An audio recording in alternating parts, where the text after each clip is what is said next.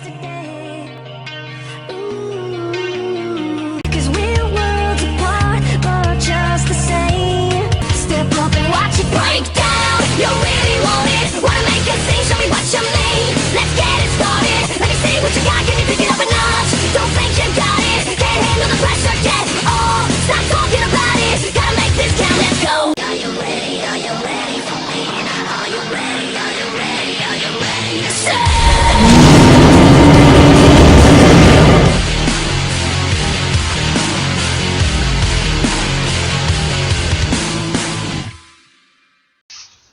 Ladies and gentlemen, my name is Coca-Cola34 and here today I'm going to talk about a subject that I find really interesting. So first of all I'm going to start off with this. So we got some ceratopsins here. I'm not going to tell you what they are, but I'm going to ask you one question. How many species do you see here?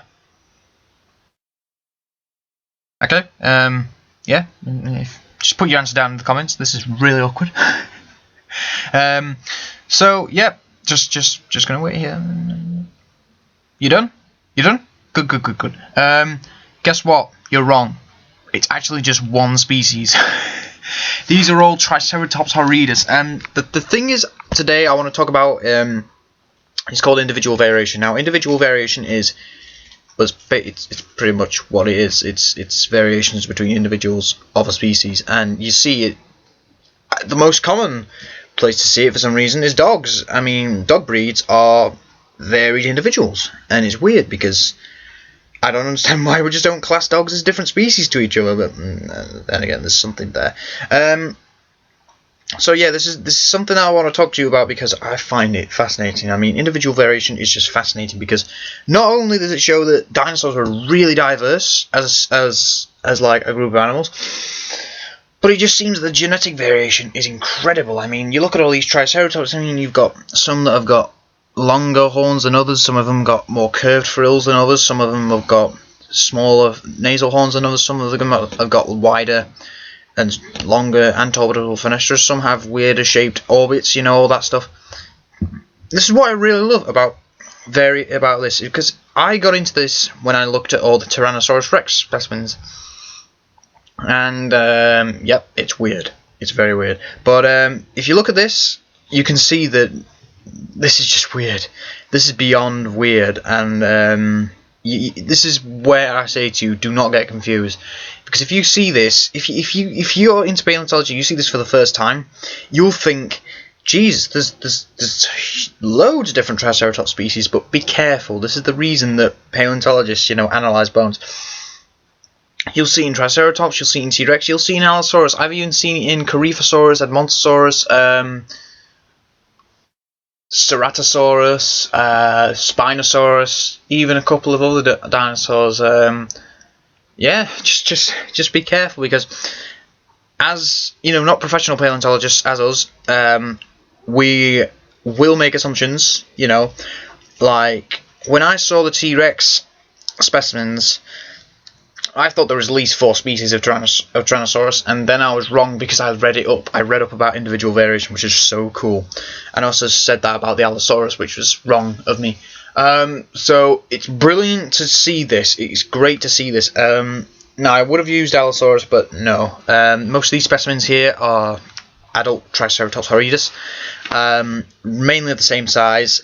Some of them may be smaller than the others, but it just shows that individual variation can confuse you, because if you put down in the comments like you see 9 different species or 8 or 7, then I'm afraid you're wrong. You are terribly wrong. Seriously, just look it up. Individual variation. It's so cool because you'll actually see that if you like, I don't know, if you do, there's something called principal component analysis. I don't know how to do it. I'm not really interested in doing it. I've like attempted like calculating variation within a species. I've done it with Triceratops horridus, and the results came out really weird. Like, you'll see that not many of the specimens that you'll find of a species will tend to trend around like a trend line if you put it on a graph or put it on a chart or something. And that's because there's genetic variation within the species, and that just shows how diverse dinosaurs were. So individual variation is key because it shows that there was great diversity within dinosaurs. I mean, and if there's great diversity within Triceratops, then you show there's a lot of Triceratops around. There are a lot of populations of Triceratops.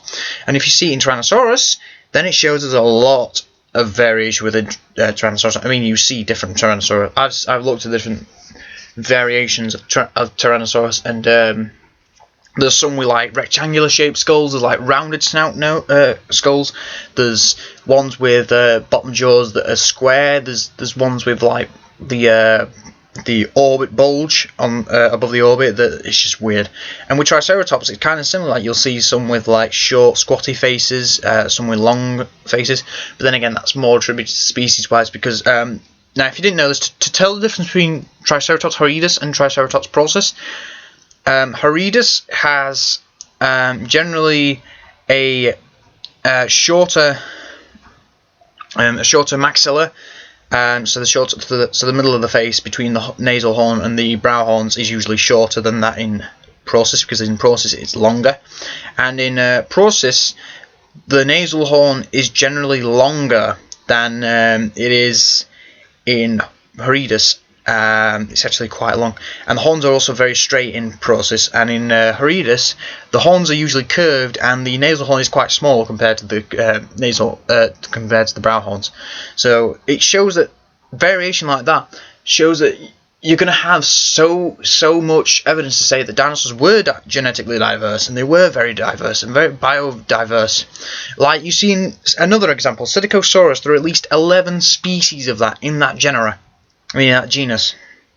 That just shows that there was definitely a great population and genetics diversity in that I keep saying genus.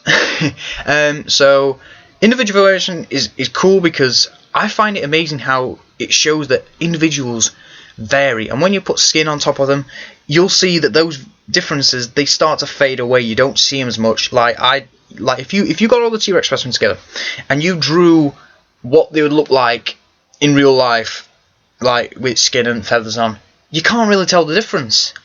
And we humans have it as well. I've seen skulls of humans that they each vary, and they're all the same size, and that's what's even better, because you'll find that that individuals will get to a point where they vary from, herd mates and all that. That's brilliant. I mean, that's amazing to think of. So yeah, don't be confused when you look at this kind of stuff. Read up your information. And like the specimen down, so first column at the bottom, that looks like a preuss, but as you can see, it could be a preuss. I mean, it was classed as a horridus, or it could be a transitional species. But if you looked at that and you looked at the others, you'll be like, oh, hang on a sec, there's something up with that one. And I do think there's something up with that one. I think that's a transitional species specimen, maybe. If you look at all these specimens for the first time and you're like, oh, hang on, we've got like 9 species. No, don't do that. Research individual variation, because not only will it help you with paleontology, but it'll help you understand. And plus, if you're a figure collector like me, and your dinosaurs vary individually, like if I had, let's say, 10 T-Rexes, and every one of them varied in the skull, well, I can just say, oh, that's because of individual variation. So that kind of makes dinosaur toys a bit more scientifically accurate. I know, it's weird, but yeah, roll with it. So thank you for watching. Hope you enjoyed, and I hope you've learned something new. Comment below how many species of Triceratops you thought were there. So thanks for watching, and bye bye.